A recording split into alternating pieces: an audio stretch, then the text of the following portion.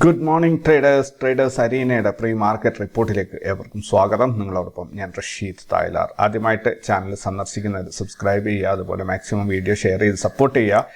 Then ഇന്നത്തെ pre market റിപ്പോർട്ടിലേക്ക് പോകാം. നമുക്ക് ഇന്ന് 2025 മെയ് 15 വ്യാഴാഴ്ചയാണ്. നിഫ്റ്റിയുടെ എക്സ്പയറി ദിവസമാണ്. കൂടാതെ മാർക്കറ്റ് ഒരു അൺസർട്ടിനിറ്റിയിൽ നിൽക്കുന്ന ഒരവസ്ഥയും കൂടിയാണ്. കാരണം മാർക്കറ്റ് എങ്ങോട്ടാണ് പോവുക എന്നതിന് കൃത്യമായൊരു ധാരണ ലഭിക്കാതിരിക്കുന്ന ഒരു സമയത്തു കൂടിയാണ് നമ്മളുള്ളത്. സോ ഇന്നലെയും ഞാൻ ഇതേ സംഭവം പറഞ്ഞിരുന്നു. ഇന്നലെ മാർക്കറ്റ് റേഞ്ച് ബോണ്ടാവാൻ സാധ്യതയുണ്ട്, കെയർഫുള്ളായി ട്രേഡ് ചെയ്യണമെന്ന്. എനിക്ക് താങ്ക് യു മെസ്സേജസ് ഒരുപാട് വാട്സപ്പിൽ വന്നിട്ടുണ്ടായിരുന്നു. കാരണം ഒത്തിരി പേര് ട്രേഡ് ചെയ്യാതെ വാച്ച് ചെയ്തു. അതായത് കാശിട്ടില്ല, മാർക്കറ്റ് പതിവ് പോലെ വാച്ച് ചെയ്തു. അവർക്കത് തിരിച്ചറിയാൻ പറ്റിയ മാർക്കറ്റിൽ മൂവ്മെൻ്റ് ഒന്നുമില്ല, പ്രോഫിറ്റ് എടുക്കാൻ പറ്റില്ല എന്നുള്ളത് അവർ തിരിച്ചറിഞ്ഞപ്പോൾ അതിൻ്റെ ഒരു അക്നോളജ്മെൻറ്റ് എന്ന രീതിയിൽ എനിക്ക് മെസ്സേജ് അയച്ചിട്ടുണ്ടായിരുന്നു. എന്തായാലും വളരെയധികം സന്തോഷം. അപ്പോൾ നിങ്ങൾക്ക് യൂസ്ഫുൾ ആവുന്നുണ്ട് എന്നറിയുന്നതിൽ വളരെയധികം സന്തോഷമുണ്ട്. അപ്പം പരമാവധി ഉപയോഗപ്പെടുത്താൻ ശ്രമിക്കുക. ഒരിക്കലും ഒരു നഷ്ടത്തിന് വേണ്ടിയിട്ടോ നിങ്ങളുടെ ഫണ്ട് ഇൻവെസ്റ്റ് ചെയ്യാനുള്ള ഒരു ഫിനാൻഷ്യൽ അഡ്വൈസോ ഒന്നുമല്ല. കുറേ ന്യൂസിൻ്റെ കളക്ഷനാണ് ഞാൻ നിങ്ങളുടെ മുന്നിൽ ഇട്ട് വരുന്നത്. അതിലൂടെ നിങ്ങൾക്ക് എന്ത് തീരുമാനം എടുക്കുന്നതിലും മറ്റുള്ളവരുടെ സഹായത്തിലൂടെ തീരുമാനം എടുക്കുന്നതൊക്കെ നിങ്ങളുടെ ഇഷ്ടമാണ്. സോ അത് ആ രീതിയിൽ ഉപയോഗപ്പെടുത്താൻ വേണ്ടി പരമാവധി ശ്രദ്ധിക്കുക. അപ്പോൾ നമുക്ക് ഇന്നത്തെ പ്രീ മാർക്കറ്റ് റിപ്പോർട്ട് നോക്കാം. ഇന്നത്തെ പ്രധാനപ്പെട്ട ഒരു ന്യൂസ് ഇൻട്രസ്റ്റിംഗ് ആയിട്ട് എനിക്ക് തോന്നിയത് PVR INOX ഈ ഒരു തിയേറ്ററിൻ്റെ ഒരു കുറേ തിയേറ്ററിൽ കൂടിയ ഒരു സംഭവമാണിത്. അവർക്ക് എന്താ പറയുക, ഹാളിൽ അല്ലെങ്കിൽ തിയേറ്ററിൽ ആളില്ല എന്ന ഒരു വലിയൊരു പ്രശ്നമുണ്ട്. പക്ഷേ ഇതിൽ എനിക്ക് ആളില്ല എന്നുള്ളത് തിയേറ്ററിൽ അതൊരു സാധാരണ സംഭവമാണ്. പക്ഷേ ഇതിനകത്ത് ഇൻട്രസ്റ്റിംഗ് ആയിട്ട് തോന്നിയത് ഇതിൻ്റെ സബ് ടൈറ്റിലാണ് ഹിന്ദി സിനിമകൾക്ക് ആരും തന്നെ ഇല്ല, ഹിന്ദി സിനിമകൾ കാണാൻ ആൾക്കാരില്ല, പക്ഷേ സൗത്ത് എന്നുള്ള സിനിമകൾക്ക് ഒരുപാട് ആൾക്കാരുണ്ട് എന്നുള്ളത്. സൗത്ത് മെയിനായിട്ട് വരുന്നത് അതായത് മലയാളവും തമിഴുമാണ് ഏറ്റവും കൂടുതൽ വരുന്നത്. തമിഴ് ആണെങ്കിൽ കൂടി തമിഴിൽ സൂപ്പർ ഹിറ്റുകളാണ് ഏറ്റവും കൂടുതൽ നന്നായിട്ട് ഓടുന്നത്. അതല്ലാതെ സാധാരണ സിനിമകൾ, കാരണം കേരളത്തിൽ നിന്നുള്ള മലയാളികൾ ലോകത്തെല്ലായിടത്തുണ്ട്. പ്രത്യേകിച്ച് ഇന്ത്യയുടെ എല്ലാ സംസ്ഥാനങ്ങളിലും മലയാളികളുണ്ട്. അതുകൊണ്ട് തന്നെ സിനിമാ തിയേറ്ററുകളിൽ മലയാളം സിനിമ ഓടുമ്പോൾ അവരെത്തും എന്നുള്ളത് ഉറപ്പാണ്. പക്ഷേ തമിഴന്മാർ അത്രയും ഇല്ല. മാത്രമല്ല തമിഴന്മാർ സൂപ്പർ ഹിറ്റ് ഫിലിംസിൻ്റെ പുറകെ പോകുന്ന ഒരു ടൈപ്പ് ഇതും ആയതുകൊണ്ട് തന്നെ അവിടെ ഏറ്റവും ഇമ്പോർട്ടൻസ് വരുന്നത് മലയാളികൾക്ക് തന്നെയാണ്. പക്ഷേ നോർത്ത് ഇന്ത്യൻ മീഡിയാസ് അത് മലയാളികൾ എന്ന രീതിയിൽ അത് റിപ്പോർട്ട് ചെയ്യില്ല. സൗത്ത് അല്ലെങ്കിൽ അങ്ങനെയുള്ള രീതിയിൽ മാത്രമേ അവരത് റിപ്പോർട്ട് ചെയ്യുള്ളൂ എന്നതാണ് സത്യം. സോ ഇതിനകത്ത് സൗത്ത് സിനിമകൾ വിജയിക്കുന്നുണ്ട്, പക്ഷേ നോർത്ത് ഇന്ത്യൻ സിനിമകൾ വിജയിക്കുന്നില്ല. അല്ലെങ്കിൽ ഹിന്ദി അത് കൃത്യമായിട്ട് പറഞ്ഞു, ഹിന്ദി സിനിമകൾക്ക് ആളില്ല എന്നുള്ളത്. കാരണം അത്രയും ബോറായി തുടങ്ങിയിട്ട് ഉണ്ട് ഹിന്ദിയിലെ ഓരോ സിനിമകളും. പഴയകാല 90s ഒരു ടീനേജറായിട്ടുണ്ടായിരുന്ന എന്നെപ്പോലെയുള്ള ആൾക്കാർക്ക് ഒരു പക്ഷേ തിരിച്ചറിയാൻ പറ്റുന്നുണ്ട് ഹിന്ദിയുടെയും മലയാള സിനിമയുടെ ഒരു സുവർണ്ണ കാലഘട്ടം തന്നെയായിരുന്നു 90s. ഏറ്റവും നല്ല ഇന്നും കേൾക്കാൻ പറ്റിയ നല്ല പാട്ടുകൾ 90s ഇറങ്ങിയതാണ്, ഹിന്ദിയിലായാലും മലയാളത്തിലായാലും. അതിനുശേഷമാണ് അതൊക്കെ തന്നെ നശിപ്പിച്ചു പോയത്. അതിനു മുൻപ് അതിനേക്കാൾ മികച്ച പാട്ടുകൾ ഉണ്ടായിരുന്നു. പക്ഷേ പിന്നീട് 2000 വന്നതും വലിയൊരു കുഴപ്പമില്ലായിരുന്നു, കേൾക്കാൻ പറ്റുന്നതായിരുന്നു. പക്ഷേ 2015 ശേഷമൊക്കെ വരുന്ന പാട്ടുകൾ എന്ന് പറയുന്നത് മുൻപത്തെ പാട്ടുകളെടുത്ത് കീറി മുറിച്ച് എന്തൊക്കെയോ ആക്കി നമ്മുടെ മുന്നിലിട്ട് തരുന്ന പോലെ എനിക്ക് തോന്നിയിട്ടുണ്ട്. എന്തായാലും അതിനെക്കുറിച്ച് കൂടുതൽ ആധികാരികമായിട്ട് പറയാനുള്ള അറിവൊന്നും എനിക്കില്ല. പക്ഷെ ഇപ്പോഴത്തെ മ്യൂസിക് എനിക്ക് ഉൾക്കൊള്ളാൻ പറ്റുന്നില്ല എന്നുള്ളത് സത്യം തന്നെയാണ്. അതുപോലെ തന്നെ എന്നെപ്പോലെ ഒരുപാട് പേരുണ്ടാകും എന്നുള്ളതും സത്യമാണ്. എന്തായാലും ഈ പറഞ്ഞ വാർത്തയിൽ മലയാളികളുടെ ഒരു പ്രാധാന്യമാണ് ഞാനിവിടെ എടുത്തു കാണിക്കാൻ ശ്രമിച്ചത്. നിഫ്റ്റി 25,000 ക്രോസ് ചെയ്യുമോ ഇല്ലയോ, ഇതാണ് ചോദ്യം. കാരണം 24,944 വരെ മാർക്കറ്റ് കയറി വന്നിട്ട് ഇടിഞ്ഞുകുത്തി താഴോട്ട് പോയിട്ടുണ്ട്. 24,500 മുകളിൽ നിൽക്കുന്നത് കൊണ്ട് തന്നെ മാർക്കറ്റ് മുകളിലോട്ട് കയറി വരും എന്നാണ് എൻ്റെ പ്രതീക്ഷ. കാരണം മാർക്കറ്റ് ഡിസൈൻ ചെയ്തിരിക്കുന്നത്, അല്ലെങ്കിൽ ഓരോ മാർക്കറ്റ് ആക്ടിവിറ്റീസും ഏറ്റവും കൂടുതൽ ശ്രമിക്കുന്നത് മാർക്കറ്റിനെ മുകളിലോട്ട് ലിഫ്റ്റ് ചെയ്യാൻ വേണ്ടിയിട്ട് തന്നെയാണ്. ഒരിക്കലും മാർക്കറ്റിനെ ഇടിക്കാൻ വേണ്ടി അല്ലെങ്കിൽ താഴോട്ട് പോകുന്ന മാർക്കറ്റ് അല്ല ഡിസൈൻ ചെയ്തിട്ടുള്ളത്. ഓരോരുത്തരും മാർക്കറ്റിൽ വരുന്തോറും മാർക്കറ്റ് മുകളിലോട്ട് പോകാൻ വേണ്ടിയിട്ടാണ് ഡിസൈൻ ചെയ്തിട്ടുള്ളത്. സോ ആ രീതിയിൽ അത് മുകളിലോട്ട് തന്നെ പോകും എന്നാണ് എൻ്റെ പ്രതീക്ഷ. ഇതിലൊരു രസകരമായ മറ്റൊരു വാർത്തയാണ്. ഒരു കാര്യമില്ലാതെ നമ്മൾ തല്ല് വാങ്ങിക്കുക എന്ന് പറയുന്നത് പോലെയുള്ള ഒരു പരിപാടി. ഈ തുർക്കി അസർബൈജാൻ, അതായത് ഓപ്പറേഷൻ സിന്ദൂർ നടക്കുമ്പോൾ അല്ലെങ്കിൽ നമ്മുടെ ഇന്ത്യ പാക് കോൺഫ്ലിക്റ്റ് നടക്കുമ്പോൾ ഇവർ കയറി പെട്ടെന്ന് അങ്ങോട്ട് സൈഡ് പിടിച്ചു കൊടുത്തു. ചൈന പോലും കൃത്യമായിട്ടും ഡിസ്ക്ലോസ് ചെയ്തിട്ടില്ല ഞങ്ങൾ ഇന്ന ആളുടെ ഭാഗത്താണ് എന്നുള്ളത്. അവർ ബാക്ക് എൻഡിൽ കൂടെ പാകിസ്ഥാനെ സപ്പോർട്ട് ചെയ്യുന്നുണ്ടെങ്കിൽ കൂടി അവരൊരിക്കലും വിളിച്ചു പറഞ്ഞില്ല ഞങ്ങൾ പാകിസ്ഥാൻ്റെ കൂടെയാണ് എന്ന കാര്യം അവർ വിളിച്ചു പറഞ്ഞിട്ടുണ്ടായിരുന്നില്ല. പക്ഷേ തുർക്കി അവിടെ ഒരു വാർ നടക്കാൻ സാധ്യതയുണ്ട് എന്നറിഞ്ഞപ്പോൾ തന്നെ അവന്മാർ കയറി തുർക്കിയും അസർബൈജാനും കയറി പാകിസ്ഥാന് സപ്പോർട്ട് കൊടുത്തു. ഇപ്പോൾ അവന്മാർ പണി വാങ്ങിച്ചുകൊണ്ടിരിക്കുകയാണ്. കാരണം ഏറ്റവും കൂടുതൽ ടൂറിസ്റ്റുകൾ പോയിക്കൊണ്ടിരിക്കുന്നത് ആ ഭാഗത്തോട്ട് ഇന്ത്യയിൽ നിന്ന് വളരെയധികം. കാരണം നമ്മൾ 140 കോടി ജനങ്ങളുണ്ട്. 10% ആൾക്കാരെങ്കിലും ട്രാവൽ ചെയ്യുന്ന ആൾക്കാരുണ്ടെങ്കിൽ അത് മറ്റ് രാജ്യങ്ങൾക്ക് വലിയൊരു കാര്യം തന്നെയാണ്. പ്രത്യേകിച്ച് തുർക്കി, അസർബൈജാനൊക്കെ അവരുടെ പ്രൊഡക്ഷൻ കൊണ്ടല്ല അവർ ജീവിക്കുന്നത്, അവർ ടൂറിസ്റ്റുകളെ കൊണ്ടാണ് ജീവിക്കുന്നത്. അപ്പോൾ ആ ടൂറിസ്റ്റുകളുടെ ഇന്ത്യയിൽ നിന്നുള്ള ഒഴുക്ക് കംപ്ലീറ്റ്ലി സ്റ്റോപ്പായ രീതിയിലാണ് ഉള്ളതെന്നാണ് അറിയാൻ സാധിക്കുന്നത്. വാർത്തകൾ ഭയങ്കര ഇൻട്രസ്റ്റിംഗ് ആണ്, നിങ്ങളൊന്ന് വായിച്ചു നോക്കണം എന്തൊക്കെയാണെന്നുള്ളത്. കാരണം മിക്ക കേസിലും സംഭവിച്ചിട്ടുള്ളത് ഓൾമോസ്റ്റ് കൺഫേം ആയ എല്ലാ hotel bookings, travel bookings, tickets, അതേപോലെ അവിടെയുള്ള റിസോർട്ടുകളുടെ മെയിനായിട്ടുള്ള പ്ലേസുകളുടെ അഡ്വാൻസ് ബുക്കിംഗ് വേണ്ട എല്ലാ സംഭവങ്ങളും 1 by 1 ആയിട്ട് ക്യാൻസൽ ചെയ്തുകൊണ്ടിരിക്കുന്നു. പുതിയ ബുക്കിംഗ് വരുന്നു, വിത്തിൻ അവേഴ്സ് അത് ക്യാൻസൽ ചെയ്തു. അങ്ങനെ പുറത്തുള്ള ആർക്കും ബുക്കിംഗ് കിട്ടാത്ത രീതിയിൽ കണ്ടിന്യൂസ്ലി ബുക്കിംഗ് എടുത്തുകൊണ്ടിരിക്കുന്നുണ്ട് ആൾക്കാർ. പക്ഷേ 1 മണിക്കൂർ 2 മണിക്കൂർ കഴിയുമ്പോൾ അത് ക്യാൻസൽ ആയിക്കൊണ്ടിരിക്കുകയാണ്. അപ്പോൾ അതൊരു ഭയങ്കര ഒരു അമ്മമാർക്ക് 8ന്റെ പണിയാണ് കിട്ടിയിരിക്കുന്നത്. ഒരിക്കലും അവർക്കതൊരു ആവശ്യമില്ലാത്തൊരു കാര്യം കൂടിയാണ്. കാരണം എവിടെയോ കിടക്കുന്ന 2 രാജ്യങ്ങൾ തമ്മിലുള്ള കോൺഫ്ലിക്റ്റിൽ ഇവർ കയറി ഇടപെടേണ്ട. അസർബൈജാൻ ഓക്കെ, തുർക്കിയുടെ കാര്യത്തിൽ ഒരാവശ്യം ഉണ്ടായിരുന്നില്ല എന്നുള്ളതാണ്. മാത്രമല്ല അതുകൊണ്ട് തന്നെ അവരൊരു കാറ്റഗറൈസ്ഡായി. ഇനി അവർക്ക് എപ്പോഴും ആ ഒരു രീതിയിൽ മാത്രമേ അവരെ കാണുള്ളൂ. ഏതൊരു ടൂറിസം അല്ലെങ്കിൽ ഒരു പുറത്തോട്ട് യാത്ര ചെയ്യാൻ ആഗ്രഹിക്കുന്നവർ തുർക്കിയെയും അസർബൈജാനെയും ഒഴിവാക്കാൻ ശ്രമിക്കും എന്നുള്ളതാണ് എൻ്റെ ഒരു നിഗമനം. ദെൻ ജെൻസോൾ എഞ്ചിനീയറിംഗ് എന്ന ഒരു കമ്പനി ഉണ്ട്, നിങ്ങൾക്ക് അറിയാവുന്നതായിരിക്കും. ജെൻസോൾ എഞ്ചിനീയറിംഗ് ഒരു വലിയൊരു സ്കാമാണ് അവർ നടത്തിയത്. 2025 ഇന്ത്യൻ സ്റ്റോക്ക് മാർക്കറ്റിലെ ഏറ്റവും വലിയ കോർപ്പറേറ്റ് സ്കാമിൽ ഒന്നായി മാറിയ ജെൻസോൾ എഞ്ചിനീയറിംഗ് ലിമിറ്റഡ് അതിൻ്റെ ഒരു പൂർണ്ണമായ ഒരു കഥ ഞാൻ പറയാൻ ശ്രമിക്കുകയാണ്. സൗരോർജ്ജ ഇലക്ട്രിക് വാഹനങ്ങൾ, EV എന്നിവയിൽ പ്രവർത്തിച്ചിരുന്ന ഈ കമ്പനി സ്ഥാപകർ, ഞാൻ എടുത്തിട്ടാണ് ഇത് വായിക്കുന്നത്. അതിൻ്റെ ഒരു ചെറിയൊരു ബുദ്ധിമുട്ടുണ്ട്. കാരണം ഡാറ്റയിൽ മിസ്മാച്ച് വരാതിരിക്കാൻ വേണ്ടിയിട്ട് ഞാൻ പരമാവധി അത് പോയിന്റ്സ് നോട്ട് ചെയ്തിട്ടാണ് നിങ്ങളുടെ മുന്നിൽ പ്രസൻറ്റ് ചെയ്യുന്നത്. ഈ കമ്പനി സ്ഥാപകർ അൻമോൾ സിംഗ് ജഗ്യം, പുനീത് സിംഗ് ജഗ്യം അവർ നടത്തിയ ചെറിയ ഉഡായിപ്പ് പരിപാടികളാണ് ഇവിടെ ഞാൻ പറയാൻ ശ്രമിക്കുന്നത്. ഒന്ന്, അവർ കടം മറക്കാൻ വേണ്ടിയിട്ട് വ്യാജരേഖകൾ സെബിക്ക് സമർപ്പിച്ചു എന്നുള്ളതാണ്.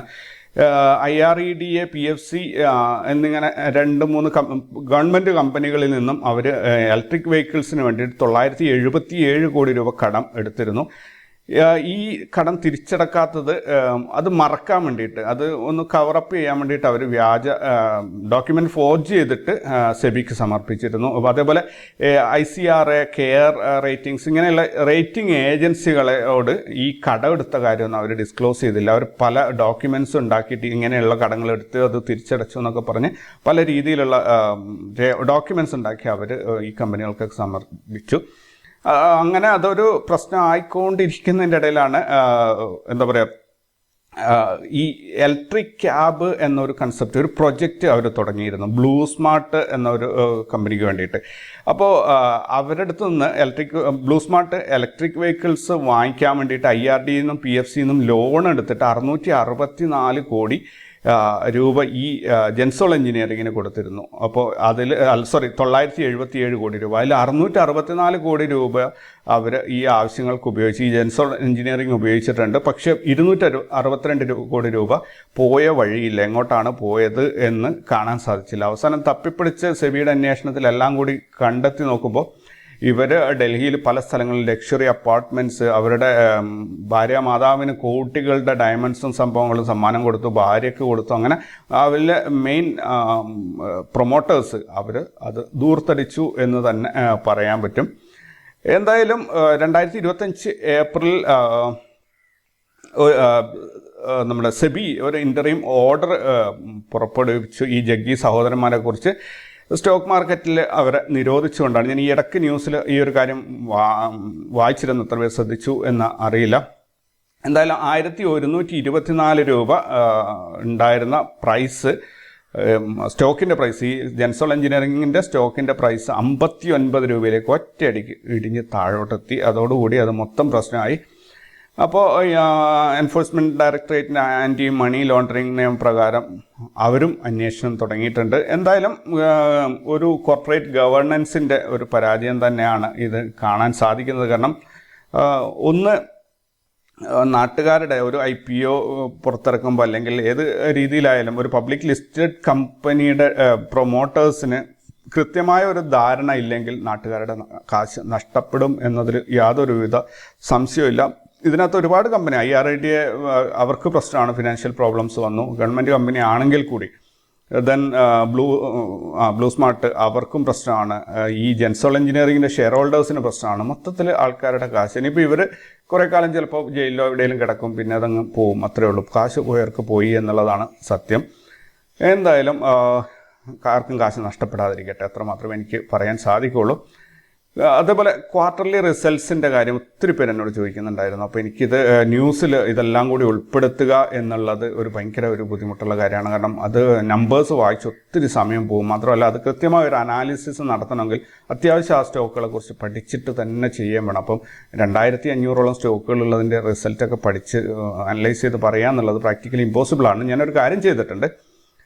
ഡെയിലി ഒരു സ്ക്രീൻഷോട്ട് രൂപത്തിൽ അല്ലെങ്കിൽ ഒരു ഇമേജ് രൂപത്തിൽ നമ്മുടെ ന്യൂസ് ചാനലിൽ എല്ലാ ദിവസവും വരുന്ന കമ്പനികളുടെ റിസൾട്ട്, പ്രീവിയസ് ക്വാർട്ടറിലെ റിസൾട്ടും ഈ ക്വാർട്ടറിലെ റിസൾട്ടും നിങ്ങൾക്ക് ഷെയർ ചെയ്ത് തരുന്നുണ്ട്. അപ്പോൾ പ്രീവിയസ് ക്വാർട്ടറിൽ നെറ്റ് പ്രോഫിറ്റിലേക്ക് നോക്കുക. പ്രീവിയസ് ക്വാർട്ടറിൽ എത്രയാണ്? 100 രൂപയാണ് കഴിഞ്ഞ പ്രോഫിറ്റ്. ഈ പ്രാവശ്യം 90 രൂപയാണെങ്കിൽ ആ കമ്പനി നഷ്ടത്തിലാണ്, അല്ലെങ്കിൽ ലാഭം കുറഞ്ഞിട്ടുണ്ട്, കമ്പനിയുടെ പെർഫോമൻസ് കുറയുന്നത്. അതേപോലെ ഓപ്പറേഷണൽ പ്രോഫിറ്റ് കഴിഞ്ഞ വർഷം 1000 രൂപയാണ്, ഈ വർഷം 900 രൂപയാണെങ്കിൽ അതിൻ്റെ പ്രോഫിറ്റ് കുറഞ്ഞിട്ടുണ്ട്. ഇനി മൈനസിലാണ് കാണുന്നത്, നഷ്ടത്തിലാണ് കമ്പനി. അങ്ങനെ അത് മാത്രം വളരെ ആക്യുറേറ്റ് ആയിട്ട് നിങ്ങൾക്ക് തിരിച്ചറിയാൻ പറ്റുന്ന, ഏതൊരു സാധാരണക്കാരനും എന്നെപ്പോലെയുള്ള ഒരാൾക്ക് തിരിച്ചറിയാൻ പറ്റുന്ന രീതിയിലേക്ക് ലളിതമായിട്ട് ആ സംഭവങ്ങൾ നമ്മുടെ ന്യൂസ് ചാനലിൽ പോസ്റ്റ് ചെയ്യുന്നുണ്ട്. സോ അതൊന്ന് ഉപയോഗപ്പെടുത്തുക എല്ലാ ദിവസവും. കാരണം റിസൾട്ട് വരിക 4 മണിക്ക് ശേഷമാണ്. 4 മണിക്ക് ശേഷം നിങ്ങൾ നോക്കിക്കഴിഞ്ഞാൽ അതിനകത്ത് കിട്ടും. ഓരോരോ റെഡിൽ വരുന്ന ഇതാണെങ്കിൽ ആ കമ്പനി ലോസിലാണ്, ഗ്രീനിൽ വരുന്ന ഇമേജസ് ആണെങ്കിൽ അത് പ്രോഫിറ്റിലാണ് എന്ന കാര്യം നിങ്ങൾ ഒന്ന് മനസ്സിലാക്കിയിട്ട് അതൊന്ന് നോക്കിക്കൊള്ളുക കേട്ടോ. ദെൻ ഞങ്ങളുടെ കമ്മ്യൂണിറ്റിയിൽ ജോയിൻ ചെയ്യാൻ മറക്കരുത്. ഇതിൻ്റെ ഡിസ്ക്രിപ്ഷനിൽ ലിങ്ക് കൊടുത്തിട്ടുണ്ട്. എല്ലാത്തിൻ്റെയും ഉണ്ട്. അതായത് ന്യൂസ് ചാനലിൻ്റെ ഉണ്ട്, നമ്മുടെ ടെലിഗ്രാം ഗ്രൂപ്പിൻ്റെ ഉണ്ട്, വാട്സപ്പ് ഗ്രൂപ്പിൻ്റെ ഉണ്ട്, എല്ലാം തന്നെ ലിങ്കുകൾ കൊടുത്തിട്ടുണ്ട്. പരമാവധി നിങ്ങൾ ഉപയോഗപ്പെടുത്തുക. അതുപോലെ റാസ് ലെവൽസ് നിങ്ങൾക്ക് എത്ര പേർക്ക് അറിയാം എന്നറിയില്ല, പക്ഷേ റാസ് ലെവൽസ് വളരെ സക്സസ്ഫുൾ ആയിട്ട് മുന്നോട്ട് പോകുന്നുണ്ട്. അപ്പോൾ കുറച്ച് ഫണ്ട് ഇട്ടിട്ട് ഒരു റാസിൻ്റെ ഒരു ഇൻഡെക്സ് ഉണ്ടാക്കാൻ വേണ്ടിയിട്ടുള്ള ഒരു ശ്രമത്തിലാണ് ഞാൻ. അതൊരു സെപ്പറേറ്റ് എന്താ പറയുക ഒരു സംഭവമൊന്നുമല്ല, ഒരു പോർട്ട്ഫോളിയോയുടെ പെർഫോമൻസ് മോണിറ്റർ ചെയ്യാൻ വേണ്ടിയിട്ടാണ്. അപ്പോൾ അതിനകത്ത് അത്യാവശ്യം ചെറിയൊരു 10,000 രൂപയുടെ ഒരു പോർട്ട്ഫോളിയോ ഉണ്ടാക്കുന്നതിൽ വലിയ അർത്ഥമില്ല. കാരണം നമുക്ക് വാങ്ങാൻ പറ്റുന്ന സ്റ്റോക്കുകൾക്ക് ഒരു ലിമിറ്റ് ഉണ്ടാവും. അത്യാവശ്യം ഒരു വലിയൊരു എമൗണ്ടിൻ്റെ ഒരു പോർട്ട്ഫോളിയോ ഉണ്ടാക്കിയിട്ട് അതിൻ്റെ പെർഫോമൻസ് ട്രാക്ക് ചെയ്യാൻ വേണ്ടിയിട്ടുള്ള ഒരു ശ്രമത്തിലാണ്. ഇതിൽ എത്ര പേര് ഇൻട്രസ്റ്റഡ് ആണ് എന്ന് അറിയുകയാണെങ്കിൽ ഞാൻ അതുമായിട്ട് മുന്നോട്ട് പോകാം. കാരണം ആർക്കും ആവശ്യമില്ല, ആർക്കും ഇതിനെക്കുറിച്ചൊരു താല്പര്യം ഇല്ലെങ്കിൽ പിന്നെ ഞാൻ മെനക്കെട്ടിട്ട് കാര്യമില്ല എന്നതുകൊണ്ടാണ്. കാരണം ഇതിന് കൃത്യമായ ഒരു ഇൻഫ്രാസ്ട്രക്ചർ ഡെവലപ്പ് ചെയ്ത് സെർവർ കാര്യങ്ങളൊക്കെ വേണം. അതുമാത്രമല്ല ഫണ്ട് അത്യാവശ്യം കാശ് ഇറക്കി കഴിഞ്ഞാൽ നമുക്കൊരു ഒരു സ്റ്റാൻഡേർഡ് ആയിട്ടുള്ള ഒരു പോർട്ട്ഫോളിയോ ബിൽഡ് ചെയ്യാൻ പറ്റുള്ളൂ. അപ്പോൾ അതിന് എല്ലാം കൂടി ഇതൊക്കെ പുറകിൽ എഫേർട്ട് എടുത്തിറങ്ങുമ്പോൾ അത് നിങ്ങൾക്കതിൽ കേൾക്കാനും കാണാനും ആരും ഇല്ലെങ്കിൽ പിന്നെ മെനക്കെടേണ്ട കാര്യമില്ലല്ലോ എന്നതുകൊണ്ടാണ്. സോ നിങ്ങളുടെ അഭിപ്രായങ്ങൾ അറിയിക്കുക. ഇതിനകത്തുള്ള നിങ്ങൾക്ക് ഉണ്ടാകുന്ന ഗുണം എന്താണെന്ന് പറഞ്ഞാൽ ഒരുപാട് ബെനിഫിറ്റ്സ് ഉണ്ട്. നമുക്കൊരു ഗൂഗിൾ മീറ്റ് വെച്ചിട്ട് അത് ഡിസ്കസ് ചെയ്യാം. സോ നിങ്ങൾക്ക് ഇതിനകത്ത് അങ്ങനെ ഒരു ഇൻഡെക്സിൽ താല്പര്യമുണ്ടോ എന്നുള്ളത് ഒന്ന് ഷെയർ ചെയ്യുക. ദെൻ നമുക്ക് ഗ്ലോബൽ മാർക്കറ്റിലേക്ക് പോകാം. ഗ്ലോബൽ മാർക്കറ്റിൽ US മാർക്കറ്റ് ഒരു സമ്മിശ്ര പ്രതികരണമാണ്. യൂറോപ്യൻ മാർക്കറ്റ് ക്ലിയർലി റെഡിലാണ് അവസാനിച്ചത്. ഏഷ്യൻ മാർക്കറ്റ് നിക്കി ഇന്നലെ അവസാനിച്ചത് റെഡിൽ തന്നെയാണ്. സോ ഒരു ഓവറോൾ ഒരു നെഗറ്റീവ് സെൻറ്റിമെൻറ്റ്സ് കാണുന്നുണ്ട് മാർക്കറ്റിൽ. ഗിഫ്റ്റ് നിഫ്റ്റിയുടെ കാര്യം നോക്കുകയാണെങ്കിൽ ഗിഫ്റ്റ് നിഫ്റ്റി ഇന്നലെ ക്ലോസ് ചെയ്തത് 24,767 ഇന്ന് ഓപ്പൺ ആയിരിക്കുന്നത് 767 തന്നെയാണ്. ഒരു ഫ്ലാറ്റ് ഓപ്പണിംഗ് ആണ് കാണുന്നത്. അവിടുന്ന് മാർക്കറ്റ് 761 താഴോട്ട് ഇറങ്ങിയിട്ടുണ്ട്. എന്തായാലും ഒരു ഫ്ലാറ്റ് ഓപ്പണിങ്ങിൽ നെഗറ്റീവ് മൂവ്മെൻ്റ് ആണ് കാണിക്കുന്നത്. ദെൻ കമ്മോഡിറ്റീസിലേക്ക് വരികയാണെങ്കിൽ ക്രൂഡ് ഓയിൽ $62 ട്രേഡിംഗ് നടക്കുന്ന, പ്രൈസ് കുറയാണ് ചെയ്തിട്ടുള്ളത്. ഗോൾഡിൻ്റെ പ്രൈസ് വർദ്ധിച്ചിട്ട് ഇന്നലത്തേതിൽ നിന്നും കൂടിയിട്ടുണ്ട്, $3,189 ആയിട്ടുണ്ട്. അതേപോലെ ബിറ്റ് കോയിൻ 1,03,570 ആയിട്ടുണ്ട്, കുറയാണ് ചെയ്തിട്ടുള്ളത്. USD INR റേറ്റ് 85 രൂപ 27 പൈസയിൽ അങ്ങനെ നിൽക്കുന്നുണ്ട്. എന്തായാലും മുന്നോട്ട് തന്നെ പോട്ടെ. 83 രൂപ 40 പൈസ വരെ അത് എത്തിയിരുന്നു. തീർച്ചയായിട്ടും 80 രൂപയൊക്കെ എത്തിക്കഴിഞ്ഞാൽ താഴോട്ടാണ് വരേണ്ടത്. ഇന്ത്യൻ ഈ പറയുന്ന നമ്പേഴ്സ് താഴോട്ടാണ് നമുക്ക് വരേണ്ടതാണ് ഈ രാജ്യത്തിന് ഗുണമുണ്ടാവുക. എന്തായാലും നമ്പർ മുകളിലോട്ട് പോകാതിരിക്കട്ടെ. ദെൻ ഗ്ലോബൽ ഈവൻസിലേക്ക് ഗ്ലോബൽ ഡാറ്റ റിലീസ് നോക്കുകയാണെങ്കിൽ ഇന്ത്യ എന്ന trade balance, India exports, India imports, India M3 money supply 3 ഇവൻറ്റുകൾ ഇന്ത്യയിൽ നിന്ന് വരാനുണ്ട്. US എന്നുള്ള IEA monthly report, US continuing jobless claims, core PPI year on year, core retail sales, initial jobless claims 4 week average, Empire State manufacturing index, Philadelphia Fed manufacturing index, Philly Fed business conditions. ഇത്രയും ഈവൻസുകളാണുള്ളത്. ഇത്രയല്ല, ഇതിൽ ഒരുപാട് കൂടുതലുണ്ട്. എനിക്ക് ഇവിടെ ഉൾപ്പെടുത്താൻ പറ്റുന്നതിൻ്റെ ഒരു പരിധിയുണ്ട്. അതുകൊണ്ടാണ് ഞാൻ അത്രയും മാത്രം ലിമിറ്റ് ചെയ്തത്.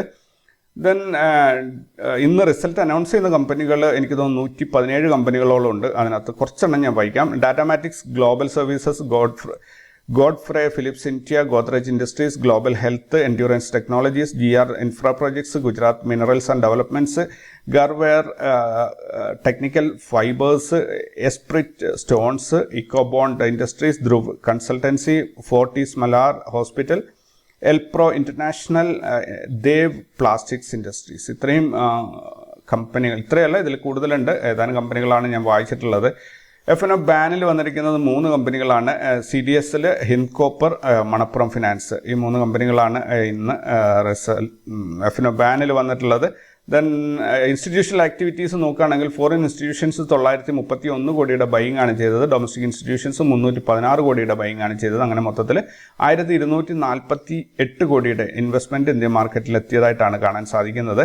സെക്ടറൽ പെർഫോമൻസിലേക്ക് വരികയാണെങ്കിൽ ബാങ്ക്, ഫിൻ സർവീസസ്, അതേപോലെ പ്രൈവറ്റ് ബാങ്ക്, ഈ 3 സെക്ടറുകൾ ഇന്നലെ നെഗറ്റീവിലാണ് ക്ലോസ് ചെയ്തത്. ബാക്കിയെല്ലാം പോസിറ്റീവിലാണ് ക്ലോസ് ചെയ്തത്. ദെൻ ETF-ൻ്റെ പെർഫോമൻസ് നോക്കുകയാണെങ്കിൽ Nifty bees, pharma bees, auto bees, IT bees, ഇത്രയും ഈ ETF-കൾ പോസിറ്റീവിൽ അവസാനിച്ച് ബാക്കിയെല്ലാം തന്നെ നെഗറ്റീവിലാണ് അവസാനിച്ചിട്ടുള്ളത്. ദെൻ ബയേഴ്സ് മാത്രം ആക്റ്റീവായ സ്റ്റോക്കുകൾ നോക്കുകയാണെങ്കിൽ Indorama synth, Authum invest, garden reach, TVS holdings, Bajel projects, India pesticides, Kanpur plast, HCL info, Rallis India, AMG land. Rallis India നമ്മളൊക്കെ കേട്ടിട്ടുള്ള കമ്പനിയാണ്. സോ അതിനകത്ത് നല്ല മൂവ്മെൻറ്റ് ഇന്നലെ കിട്ടിയിട്ടുണ്ട്. 12.7% ഒരു മുന്നേറ്റമാണ് അതിലുണ്ടായിരിക്കുന്നത്. 292 രൂപ പ്രൈസുള്ളൊരു സ്റ്റോക്കാണത്. അതേപോലെ സെല്ലേഴ്സ് മാത്രം ആക്റ്റീവായ സ്റ്റോക്കുകൾ നോക്കുകയാണെങ്കിൽ സിർമ SGS, ഷാലിമാർ പെയിൻറ്റ്സ്, ഗോദ ക്യാപ്കോൺ, വിശാഖർ പോളിടെക്സ്, വെൻറ്റീവ് ഹോസ്പിറ്റൽ, ശൈലി എഞ്ചിനീയറിംഗ്, പ്ലാറ്റിനം ഇൻഡസ്ട്രീസ്, മെട്രോപോളിസ്, വിജയ ഡയഗ്നോസ്റ്റിക്സ്, ആൽബർട്ട് ഡേവിഡ്. ഇത്രയും സ്റ്റോക്കുകളാണ് സെല്ലേഴ്സ് മാത്രം ആക്റ്റീവായിട്ടുള്ളത്. ഇന്നലത്തെ നിഫ്റ്റിയുടെ പെർഫോമൻസ് നോക്കുകയാണെങ്കിൽ നിഫ്റ്റി ഇന്നലെ 53 പോയിന്റ് മുന്നേറ്റത്തിൽ 24,666 ക്ലോസ് ചെയ്തു. 246 പോയിന്റിൻ്റെ മുന്നേറ്റമാണ് ഈ ആഴ്ച നിഫ്റ്റിയിൽ ഉണ്ടായിരിക്കുന്നത്. 324 പോയിന്റിൻ്റെ മുന്നേറ്റമാണ് ഈ മാസം മൊത്തത്തിലായിട്ട് നിഫ്റ്റിക്ക് ലഭിച്ചിരിക്കുന്നത്. മറ്റ് ഇൻഡെക്സുകൾ നോക്കുകയാണെങ്കിൽ bank Nifty, fin Nifty, bankex, ഇത് 3ഉം നെഗറ്റീവിലും സെൻസെക്സും മിഡ് ക്യാപ്പും പോസിറ്റീവിലുമാണ് ഇന്നലെ ക്ലോസ് ചെയ്തിട്ടുള്ളത്. ഇന്നത്തേക്കുള്ള ഒരു ഡാറ്റ നോക്കുകയാണെങ്കിൽ PCR 0.84 ആണ് വന്നിരിക്കുന്നത്. ഒരു ന്യൂട്രൽ മൂവ്മെൻ്റ് ആണ് ഇത് സൂചിപ്പിക്കുന്നത്. ഹയസ്റ്റ് കോൾ റേറ്റിംഗ് വന്നിട്ടുള്ളത് 25,000-ലാണ്. 1,96,000 ആണ് ഇവിടെ കോൾ റേറ്റിംഗ് വന്നിട്ടുള്ളത്. ഹയസ്റ്റ് പുട്ട് റേറ്റിംഗ് 24,000-ലാണ് വന്നിട്ടുള്ളത്. 1,64,400 എത്തിയിരിക്കുന്നത്.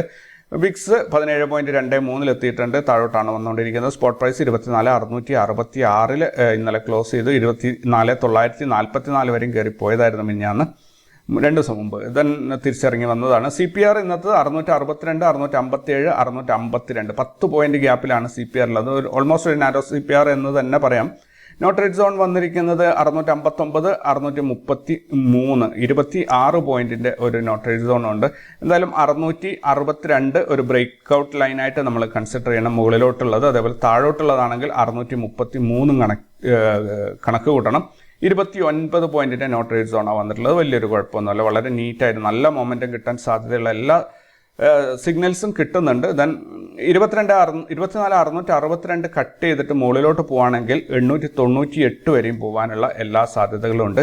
ഏകദേശം 220 പോയിന്റ്. ഇനി അതല്ല 633 കട്ട് ചെയ്ത് താഴോട്ട് പോവുകയാണെങ്കിൽ 435 വരെ 198 പോയിന്റിൻ്റെ താഴോട്ടുള്ള മൂവ്മെൻറ്റും കിട്ടാൻ സാധ്യതയുണ്ട്. അപ്പോൾ ഏത് വശത്തോട്ടും അത്യാവശ്യം നല്ല മൂവ്മെൻറ്റ്. ഇതിൽ ഒരു താഴോട്ട് വരുമ്പോൾ ശ്രദ്ധിക്കേണ്ടത് 24,500 എന്നുള്ള ഒരു ലെവലിൽ ഒരു റിജക്ഷൻ ഉണ്ട്. ഒരു സപ്പോർട്ട് എടുക്കാൻ സാധ്യതയുണ്ടത് മാത്രം ഒന്ന് കെയർഫുള്ളായിട്ട് നോക്കിയാൽ മതി. മാർക്കറ്റ് മുകളിലോട്ട് പോകണം എന്നാണ് ഞാൻ ആഗ്രഹിക്കുന്നത്. സോ നോക്കാം. പോർട്ട്ഫോളിയോ ഒക്കെ എല്ലാവരുടെയും പോർട്ട്ഫോളിയോ ഇപ്പോൾ റെഡിലാണുള്ളത്. അതൊന്ന് ഗ്രീൻ ആവണം എന്നുള്ളത് നിർബന്ധമാണ്. ഇൻഡെക്സ് കയറുമ്പോഴും ഈ കഴിഞ്ഞ ദിവസങ്ങളിലൊന്നും തന്നെ ഇൻഡെക്സ് നന്നായിട്ട് പെർഫോം ചെയ്തെങ്കിലും സ്റ്റോക്കുകളൊന്നും തന്നെ കാര്യമായിട്ട് പെർഫോം ചെയ്തിട്ടില്ലായിരുന്നു. അതൊരു നെഗറ്റീവ് സൈഡാണ്. കാരണം ഇൻഡെക്സിനെ മൂവ് ചെയ്യുന്ന സ്റ്റോക്കുകൾ നമ്മൾ ഹോൾഡ് ചെയ്യാത്തത് കൊണ്ടാണ് ഈ പ്രശ്നം. അല്ലാണ്ട് അതിനകത്ത് വേറെ എന്തെങ്കിലും പരിപാടി നടക്കുന്നുണ്ട് എന്ന് ചിന്തിക്കരുത്. അതായത് നിഫ്റ്റി മൂവ് ചെയ്യുന്നുണ്ട് 800-900 പോയിന്റ് കഴിഞ്ഞ ദിവസം നിഫ്റ്റി മൂവ് ചെയ്തിട്ടുണ്ടെങ്കിൽ അതിനകത്ത് അടങ്ങിയിട്ടുള്ള 50 സ്റ്റോക്കുകളും അത്ര തന്നെ മൂവ് ചെയ്തിട്ടുണ്ട്. പക്ഷേ നമ്മൾ ഹോൾഡ് ചെയ്തിരിക്കുന്ന സ്റ്റോക്കുകൾ ഈ നിഫ്റ്റി 50 ഉള്ളത് അല്ല എന്നതുകൊണ്ടാണ് നമ്മുടെ പോർട്ട്ഫോളിയോ മൂവ് ചെയ്യാതിരുന്നത്. അതല്ലാതെ അതിനകത്ത് വേറെ തെറ്റിദ്ധാരണ ഒന്നും തന്നെ ഉണ്ടാവരുത്. ആ രീതിയിൽ ചിന്തിക്കുന്നത് ഒരിക്കലും ശരിയാവില്ല. സോ ഇതാണ് അതിൻ്റെ അടിസ്ഥാന കാര്യം. സോ മാർക്കറ്റ് മുകളിലോട്ടോ താഴോട്ടോ പ്രോപ്പർലി മൂവ് ചെയ്യാൻ ഇഷ്ടം പോലെ സ്പേസ് ഉണ്ട്. എങ്ങോട്ടാണോ മൂവ് ചെയ്യുന്നത് പ്രോപ്പർലി ആ ഭാഗത്തോട്ട് പൊസിഷൻ എടുത്ത് പ്രോഫിറ്റബിൾ ആവാൻ ശ്രദ്ധിക്കുക. പ്രോഫിറ്റ് കിട്ടുക എന്നുള്ളത് ഓപ്ഷണലാണ്, അത് നിർബന്ധമുള്ള കാര്യമൊന്നുമല്ല. പക്ഷേ നഷ്ടം ഇല്ലാതിരിക്കുക എന്നുള്ളത് നിർബന്ധമുള്ള കാര്യമാണ്. അതിനകത്ത് ഒരു എക്സ്ക്യൂസ് ഉണ്ടാവരുത്. നഷ്ടം വരുന്നുണ്ടെങ്കിൽ തന്നെ ഒരു പരിധിയിൽ നഷ്ടം നിർത്താൻ വേണ്ടി സ്റ്റോപ്പ് ചെയ്യാൻ വേണ്ടി നിങ്ങൾ ശ്രദ്ധിക്കണം. നിങ്ങളുടെ കയ്യിൽ നിന്ന് കാര്യങ്ങൾ പിടുത്തം വിടുമ്പോൾ പെട്ടെന്ന് ട്രേഡിങ് അവസാനിപ്പിക്കാൻ, അതായത് വണ്ടിയുടെ ബ്രേക്ക് പോയി എന്ന് അറിഞ്ഞു കഴിഞ്ഞാൽ ഏതെങ്കിലും രീതിയിൽ വണ്ടി അവിടെ എവിടെയെങ്കിലും നിർത്താനാണ് നിങ്ങൾ ശ്രദ്ധിക്കേണ്ടത്. പിന്നെ നന്നായി അതിനെ ഡ്രൈവ് ചെയ്തുകൊണ്ട് കൂടുതൽ അപകടത്തിൽ എത്തിക്കുകയല്ല വേണ്ടത്. സോ കെയർഫുള്ളായിട്ട് ട്രേഡ് ചെയ്യുക. എല്ലാവർക്കും നല്ലൊരു ദിവസം ആവട്ടെ എന്ന് ഞാൻ ആശംസിക്കുന്നു. Thank you very much.